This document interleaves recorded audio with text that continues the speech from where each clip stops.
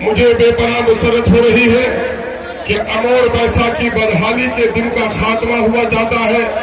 वह अंधेरी रात जिसमें पूरा अमोर बैसा डूबा पड़ा था, गाँव में गुर्बत ने अपना मुंह खोल कर सबको छिपा लिया।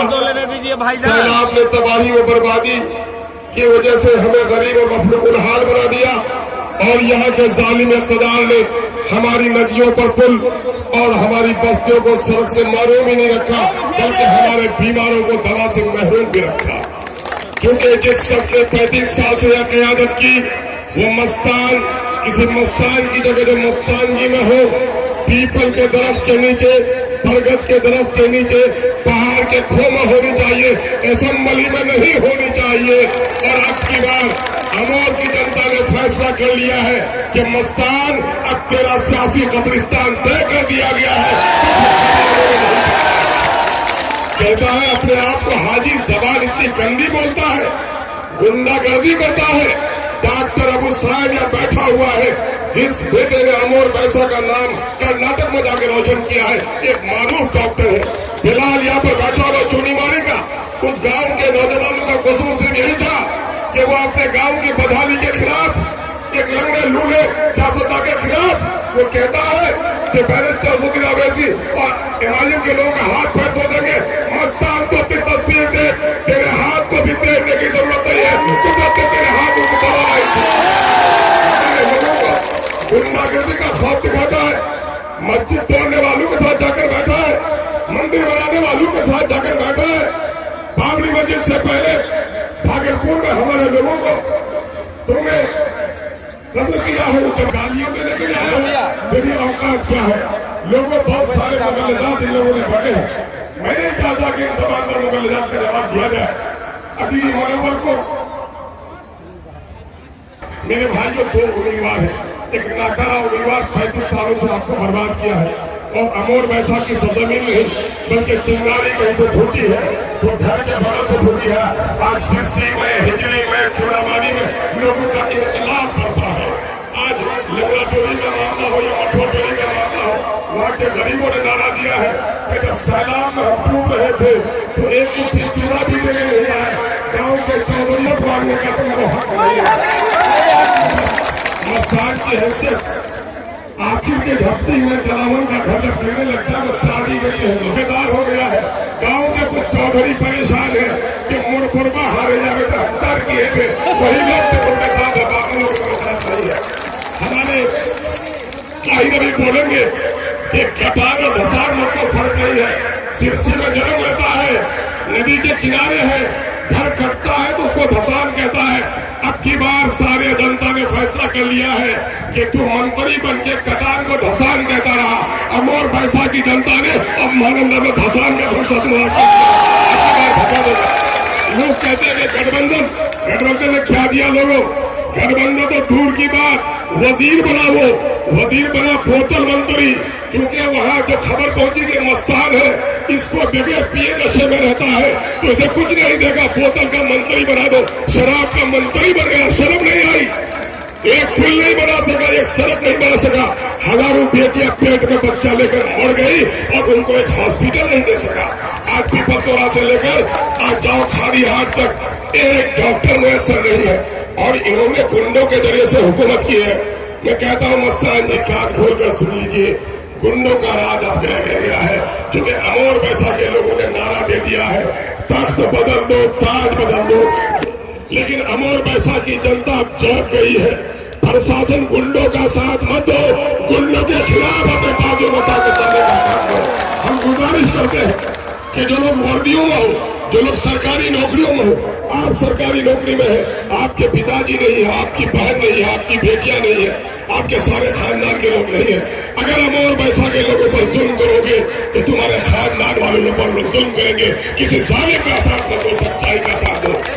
आइए हम आपको यकीन दिलाते हैं कि आज बड़ा ईदगाह की तरफ कुलैया भाई ने यह कह दिया है, उनको क्या कह दिया है कि ऐसा राजा पर तुम्हारा बाप एक नेक आदमी था, वो नेक आदमी आज जिंदा होता तो आज हाजी मुजफ्फर कहता कि बेटा तू मेरी नुत्फे की औलाद है, तू मेरे माल का हिस्सेदार बन सकता है। मेरी दौलत का हिस्सेदार बन सकता है, लेकिन तुम मस्जिद और शरीयत तोड़ने वालों के साथ है, मेरे वोट का हकदार नहीं बन सकता है। ये कुलैया भाइयों ने ऐलान कर दिया है। हम उम्मीद करते हैं आप पूरी दिलजोई से हिंदू मुस्लिम भाइयों, हम हिंदू मुस्लिम इत्तेहाद को बरकरार रखना चाहते हैं। हम यहाँ मोहब्बत की फजा बनाना चाहते हैं। मस्जिद से मीनारे अगर कोई तोड़े तो हम उसके लिए भी कदम बढ़ाएंगे। अगर मस्जिद से मंदिर के कलश को भी कोई करेगा, अख्तर इमाम 70 बार अपनी गर्दन कटाकर अपने भाइयों की हिफाजत करेगा। हम और ज्यादा वक्त नहीं लेना चाहते हैं। हम अपने कायद को बुलाने के लिए मेरा मंत्री साहब का बात है।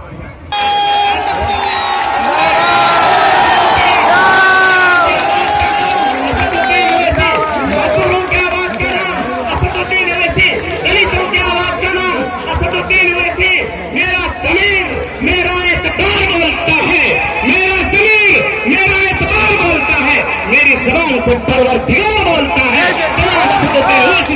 आपके हवाले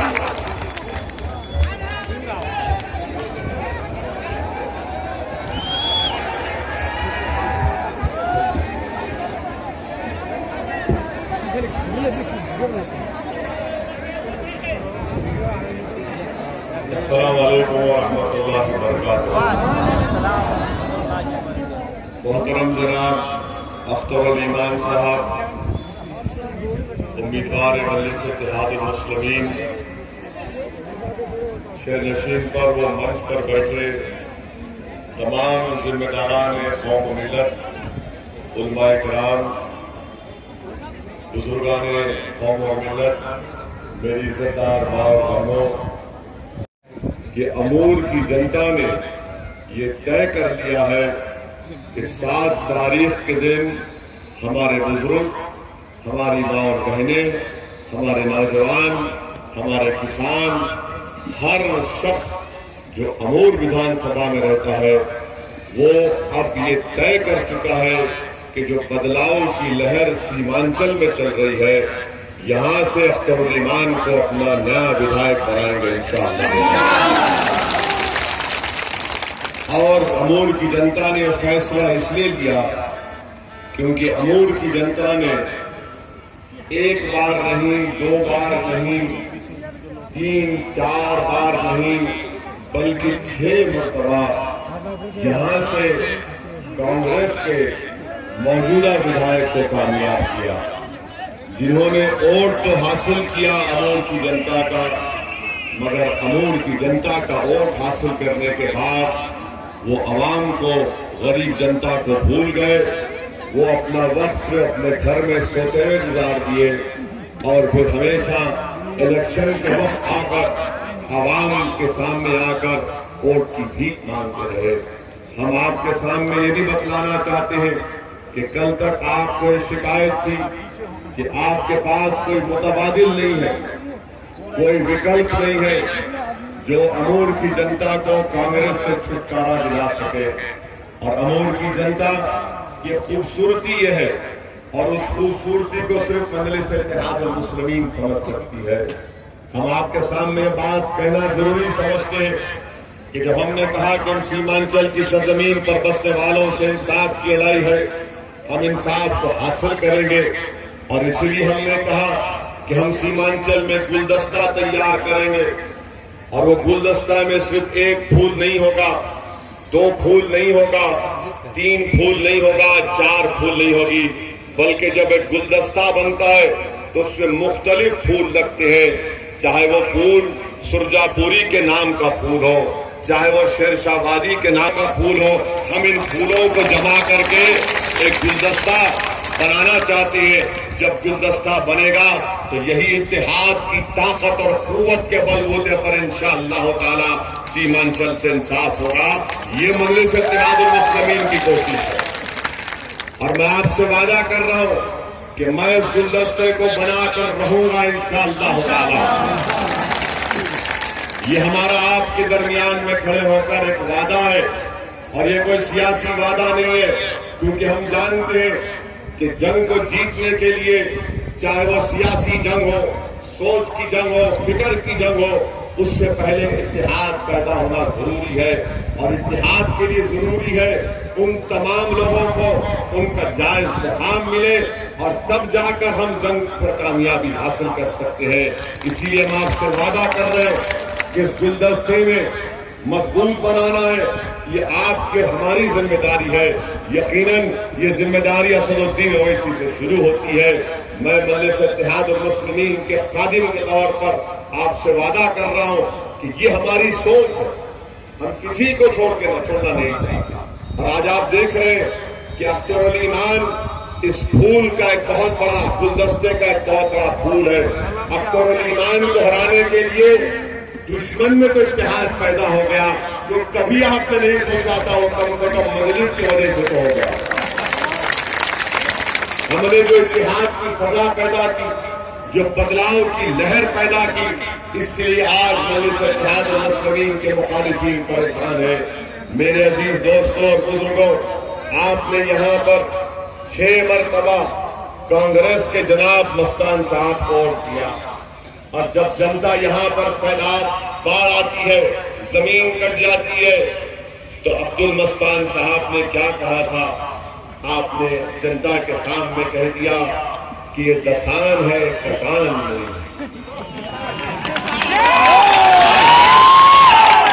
ये कहा था ना, हम तो झूठ तो नहीं रहते। उन्होंने कहा था कि दसान है बेटा, कटान नहीं है।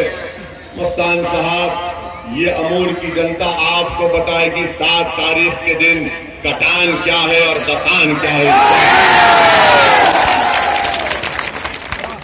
और दूसरी बात, कल हम रोटा की मार्केट में जलसा था, हम किसी वजूहात की बिना पर नहीं जा सके। हम नौजवानों से अपील करेंगे कि जरा हमारी इस बात को रिकॉर्ड करके रोटा के उस जनता तक पहुंचा दिया जाए कि 6 मरतबा का विधायक रोटा की मार्केट में ना एक शौचालय, ना बैतुल खला है, ना एयर कूलर। क्यों नहीं है? वहां पर अगर उसको उस मार्केट को डेवलप किया जाएगा, उस ट्रैफिक जैम को खत्म किया जाएगा, तो सबसे अहम रोड है रोटा की मार्केट की रोड। अगर रोटा की मार्केट को सही किया जाएगा, वहां पर बैतुल खला बनाए जाएंगे, वहां पर शौचालय बनाए जाएंगे, वहां पर मच्छी रखने का इंतजाम होगा, तो वो मार्केट में कारोबार करने वाले, वो मार्केट जो 1 किलोमीटर लंबी मार्केट है, उससे गरीबों को फायदा हो सकता है। मगर जिसको आपने वोट दिया, उसने गरीबों का फायदा नहीं सोचा। वो नहीं चाहता था कि गरीब के जेब में पैसा आ जाए, वो ये नहीं चाहता था कि गरीब को ताकत मिले। वो हमेशा गरीबों को अपना गुलाम और अपना नौकर बनाकर रखना चाहता था। हम आपसे कह रहे हैं कि जमहूरियत में अख्तरुल ईमान आपका खादिम होगा, आपका गुलाम होगा, आप हाकिम होंगे, आपके हुक्म पर हम काम करेंगे। ये मिजाज मजलिस इत्तेहाद और मुस्लिमीन का है। ये दूसरा मिजाज कांग्रेस का है कि गुरूर और तकब्बुर में डूबकर इस तरह की बातें करते हैं। ये बाढ़ का इलाका है और सीमांचल में महानंदा बेसिन का काम जो आज से 40, 45, 50 साल से रुका हुआ, हम आपसे वादा कर रहे हैं कि महानंदा बेसिन के काम को शुरू कराएंगे इंशाअल्लाह ताला। और महानंदा के ऊपर एक ब्रिज का काम भी कराएंगे जो सीमांचल की सरजमीन पर बसने वालों के लिए बहुत जरूरी है। और वो काम अगर कोई करा सकता है, जो बिहार की विधानसभा में जाकर अगर कोई मुख्यमंत्री की आंखों में आंखें डालकर शेर की तरह ठार सकता है, तो कोई नहीं है सिवाय अख्तरुल ईमान के। आपको अपील कर रहे हैं कि अख्तरुल ईमान को कामयाब करिए।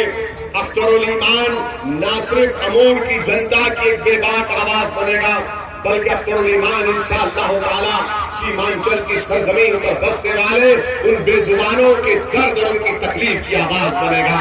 सीमांचल की सरजमीन पर बसने वाले वो हमारे नौजवान जो लाखों की तादाद में कभी पंजाब, हरियाणा या फिर दिल्ली जाते हैं, उनको रोजगार उन्हीं के गांव में, उन्हीं के क्षेत्र में फराहम करने की कोशिश करेगा।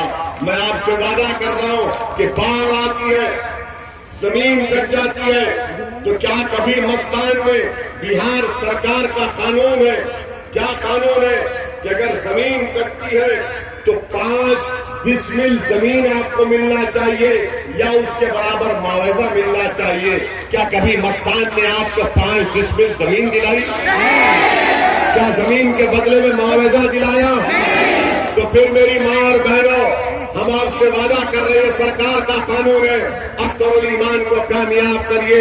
खुदा न खास्ता अगर बाढ़ आती है तो हम आपसे वादा कर रहे हैं कि बाढ़ आने से पहले तटबंध का काम होगा, और उसके साथ अगर पानी आता है, जमीन करती है, तो हुकूमत के कानून के मुताबिक अमूर की सरजमीन पर बसने वालों को एक एक आदमी को 5 डिसमिल जमीन मिलेगी, या उसके वक्त उसको पैसा दिलाने का काम अख्तरुल ईमान और मजलिस इत्तेहाद मुस्लिमीन करेगी। यहां पर आप जानते कि अस्पताल, स्कूल कुछ नहीं है, गरीबी है, बहुत बड़ी तादाद में लोग परेशान रहते हैं। ये कब हल होगा? जब आप एक नेक आदमी को यहां से अपना एमएलए, विधायक बनाकर बिहार की विधानसभा में, असेंबली में भिजाएंगे। मैं डरने वालों में नहीं हूं, बल्कि मैं अभी सुना अख्तर भाई कह रहे थे, और हमको सुबह में कोई अखबार की हेडिंग भी दिखाया गया कि किशनगंज में कल राहुल गांधी का जलसा हुआ, और जलसे में राहुल गांधी की मौजूदगी में जनाब मस्तान साहब ने कहा कि मसदुद्दीन ओवैसी के हाथ और पैर काटकर हैदराबाद भेजा गया। अब आप बताइए कि हम पिछले 5 साल से आ रहे हैं, हमने कभी भी नफरत की गुफ्तगू नहीं की। आज ये मार्ग से कह रहे को वोट दो, और हम बदले की बात नहीं कर रहे हैं। हम आवाम को जो धोखा हुआ, जो फरेब आवाम से हुआ, कि जिसको आपने 35 साल कामयाब किया, वो आपके उम्मीदों पर नहीं उतरा, उसने आपके पीठ पर खंजर घोंपा। इसलिए हम आपसे कह रहे हैं कि जमहूरियत में सीमांचल के इंसाफ के लिए आपको अपनी पार्टी को, उम्मीदवार को कामयाब करना है।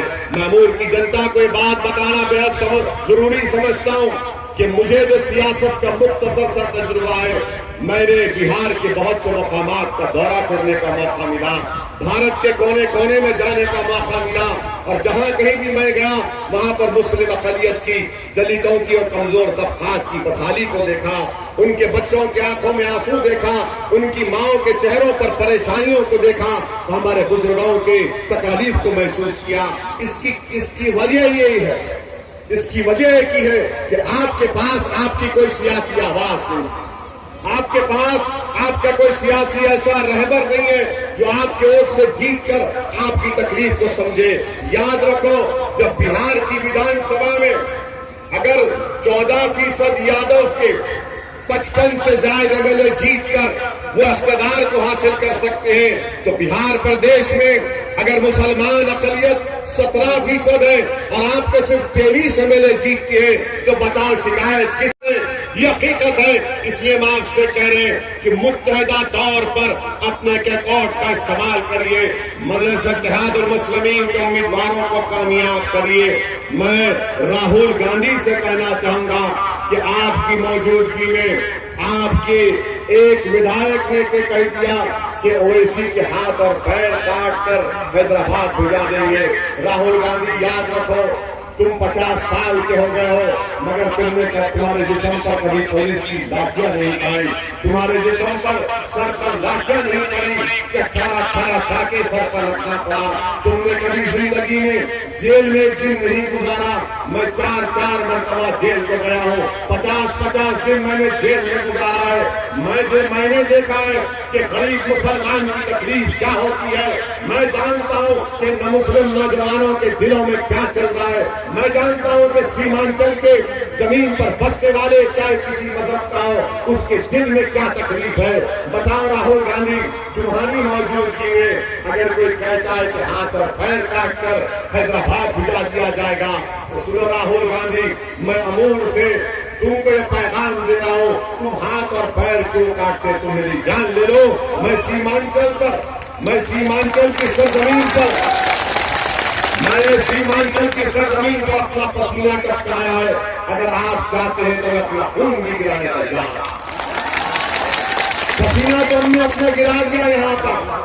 हम हर रोज दुआ करते, अल्लाह जानता है कि अल्लाह सीमांचल की सरजमीन पर इन गरीबों के लिए एक रहबर को पैदा कर दे, जो सदुद्दीन ओवैसी से बेहतर हो, जो मजलिस इत्तेहाद और मुस्लिमीन के रूप में बिहार में इंकलाब पैदा करे। हमारी तो ख्वाहिश ये है। और राहुल गांधी अगर ये समझते हैं कि हम डरते हैं मौत से, नहीं राहुल गांधी, मौत सबको आनी है, कोई बचने वाला नहीं है, कोई बचने वाला नहीं है। हाँ, अगर मेरी जिंदगी की मुझे शहादत मिल जाती है तो अल्लाह का इससे बड़ा इनाम मुझे नहीं मिल सकता। मैं तैयार हूं अपने जिंदगी के इस मकासद के अपनी जान को कुर्बान करने के लिए। अगर जिंदा रखा अल्लाह मुझे तो हाजियों की तरह जिंदगी गुजारूंगा और तुम्हारे जैसे इन लोगों डराने वालों से डरने वाले नहीं हैं। मस्तान साहब, आप नहीं जानते मुझे, मैं कोई शीश महल से अपने यहाँ तक नहीं पहुंचा हूँ, मैं किसी खालीन पर कदम रखकर यहाँ पर नहीं पहुंचा हूँ। अगर कांग्रेस के लीडर राहुल गांधी ये समझते हैं कि असदुद्दीन ओवैसी को जान से मारने की धमकी देने से असदुद्दीन ओवैसी के हौसले कम हो जाएंगे, राहुल गांधी आप हमारी तारीख को नहीं जानते। हमारी तारीख अगर आप मुताला करेंगे तो आपको मालूम होगा कि हम जिसके नाम लेवाए उनके जिस्म मुबारक पर ऊंट की उंगली डाली गई थी। हम जिसके नाम लेवाए उनको ताइफ से मक्के के सफर में उन पर पत्थरें बरसाई गई थी, उनको अपने जिस्म से खून निकलना शुरू हो गया था। हम जिसके नाम लेवाए राहुल गांधी, उनको हद के मैदान में अपने दंदाने मुबारक को शहीद कराना पड़ा। राहुल गांधी हम जिसके नाम लेवाए, सुनो, उन्होंने अपने नवासों को एक यजीद के सामने अपने नवासों की कुर्बानी को पेश कर दिया और हक को सरबलंद कर दिया। राहुल गांधी, तुम नहीं जानते मैं जिसका नाम लेवा हूँ, जिस पर मैं अपनी सब चीज कुर्बान करने को तैयार हूँ, सिर्फ उस नाम पर। सुनो राहुल गांधी, हम उनके नाम लेवाए कि जब वो किसी गली से गुजरते थे तो एक नादान औरत कचरा फेंकती थी, मैं उनका नाम लेवा हूँ जिन्होंने हमको सबक सिखाया, अगर तुम्हारी राह में कोई कचरा फेंके, कोई कांटे बरसाए, खुदा की कसम हो अपना रास्ता नहीं बदलेंगे। हमारा रास्ता एक ही होगा राहुल गांधी। तुम क्या कर सकते हो कर लो, तुम में जितनी ताकत है कर लो। तुम्हारे ये लोग अगर मेरा हाथ काटेंगे, अगर मेरे पैर काटेंगे, मुझे कोई इसकी परवाह नहीं है। अगर हाथ कटेंगे तो अब्बास अलंबरदार की सुन्नत पूरी होगी, अगर बाजू कटेगा तो मुसैब बिन उमैर की सुन्नत पूरी होगी। अगर पैर काटे जाएंगे तो क्या होगा, पैर कटेंगे, हाथ कटेगा, मगर जबान और आवाज रहेगी। अपनी जबान और आवाज से इन गरीबों के हक का मुकाबला करूंगा। इस तरह की हुंडागर्दी की बात कि हाथ काट देंगे, पैर काट देंगे।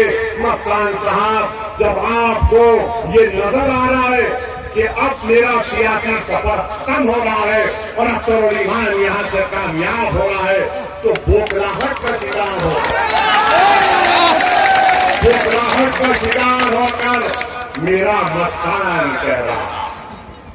मैं तो यही कहूंगा कि और बोलो मस्तान, जितना बोलना है बोल लो, क्योंकि जब चिराग बुझता है तो बहुत भड़कता है, बहुत भड़कता है चिराग।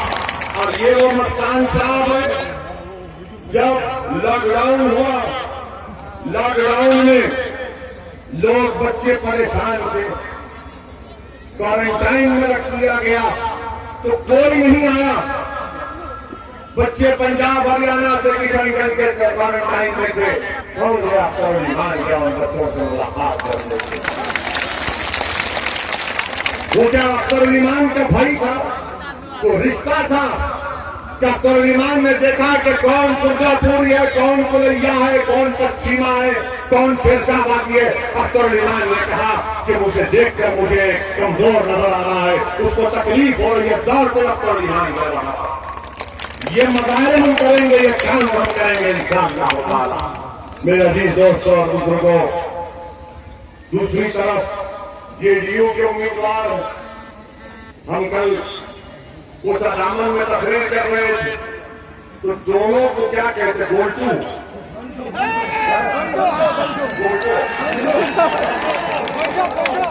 गल्ठो हो चुका है, गल्ठो हुआ।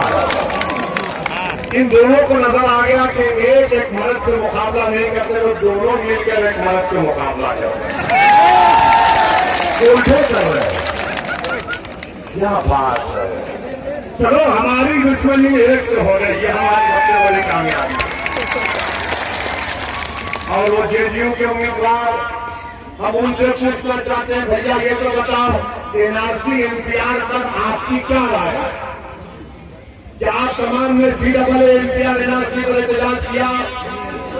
सबने किया। और क्यों किया? इसलिए किया कि आप जानते हैं कि बीजेपी आरएसएस इससे जेडीयू वाबस्ता है। आज नीतीश कुमार नरेंद्र मोदी के गोद में बैठकर दूध पी रहे हैं और वो जेडीयू का उम्मीदवार दूध के खतरे चाट रहा।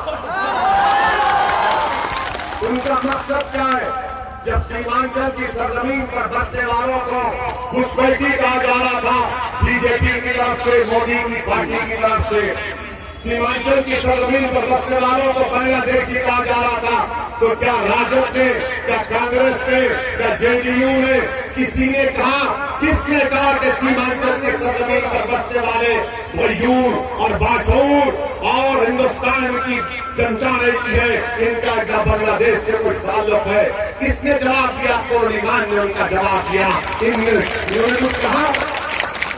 ये जेडीयू के प्रत्याशी, अगर आप जेडीयू को वोट देंगे तो याद रखिए वो CAA एनपीआर का कानून जो नरेंद्र मोदी की हुकूमत ने दिल्ली की पार्लियामेंट में लेकर आया, आपने देखा, दुनिया ने देखा और अल्लाह गवाह है कि हमने पार्लियामेंट में मोदी के 306 एमपीओ के सामने खड़े होकर, नीतीश कुमार के 18 एमपी के सामने खड़े होकर, कांग्रेस के 55 एमपी बैठे हुए थे हमारे सामने, हमने हुकूमत के सामने बेबाक तरीके से और साफ अल्फाज में कहा कि सुनो नरेंद्र मोदी, ये कानून भारत के संविधान के खिलाफ है, ये मजहब के नाम पर मुसलमानों से नाइंसाफी करता है और हम इस कानून को नहीं मानते, इसलिए कि संविधान के खिलाफ है। हमने मोदी के 306 अराकीन पार्लियामान की ताकत की परवाह नहीं की।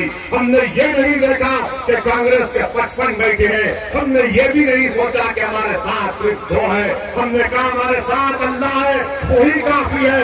और हमने कहा और हमने फैसला किया कि सबसे बेहतरीन काम यह है कि बातिल के अहवालों में, बातिल के सामने उसकी गलतियों को दोहराया जाए और हमने सारी दुनिया के सामने, मोदी की सरकार के सामने उस कानून को फाड़ कर रख दिया। बताओ क्या ये काम मस्तान ने किया या मस्तान की पार्टी ने किया? मस्तान को सिर्फ हाथ और पैर को ना जाने, हम गलत कानून को फाड़ना जानते हैं, हम दिलों को मिलाना चाहते हैं, वो तोड़ना चाहते हैं। मेरे अजीज दोस्तों और बुजुर्गों, पूछिए जेडीयू के उम्मीदवार से कि CAA एनपीआर एनआरसी पर तुम्हारी क्या राय है? ये जेडीयू का उम्मीदवार जिस पार्टी से ताल्लुक है उसने एनपीआर शुरू कर दिया था बिहार में, कोरोना आ गया तो एनपीआर हो गया। झूठ बोल रहे हैं। याद रखो आप, अगर CAA एनपीआर एनआरसी होगा तो इनका पहला निशाना सीमांचल की सरजमीन पर बसने वाले गरीबों का होगा। इसीलिए आपको CAA एनपीआर एनआरसी के खिलाफ अख्तर ईमान जैसे एक मजबूत उम्मीदवार को कामयाब करना जरूरी है। क्या अख्तर ईमान को कामयाब करेंगे? मेरी मां और बहनें, आपसे भी अपील है कि 7 तारीख के दिन आपके बेटे, आपके भाई अख्तर ईमान को कामयाब करिए। हम अपने बुजुर्गों से, अपनी मां और बहनों से कहना चाह रहे हैं कि आप अपना वोट सिर्फ अपने लिए नहीं डाल रहे, आप इनफरादी तौर पर अपना वोट नहीं डाल रहे, आप अपने बच्चों के मुस्तकबिल के लिए वोट डाल रहे हैं। बुजुर्गों और मेरी मां और बहनों, आप अपने बच्चों के मुस्तकबिल के लिए वोट डाल रहे हैं। जो आने वाला तूफान CAA एनपीआर एनआरसी का है, उस तूफान से अगर कोई मुकाबला कर सकता है तो मजलिस इत्तेहाद और मुस्लिमीन और अख्तर ईमान। हम आपसे गुजारिश कर रहे हैं कि 7 तारीख के दिन बेखौफ होकर निकलिए और अपना एक वोट पतंग छाप पर लगाइए और अपने इत्तेहाद को कामयाब करिए। क्या हम ये उम्मीद कर सकते हैं, क्या आप हमसे वादा कर रहे हैं तब के बारामूर की जनता इंशाअल्लाह ताला मुत्तहिदा तौर पर अख्तर ईमान को कामयाब करेगी? क्या आप तमाम हमको ताक़ुब दे रहे हैं तो हमारे साथ नारा लगाइए, नारे तकबीर, नारे तकबीर, हिंदुस्तान सीमांचल, सीमांचल, सीमांचल।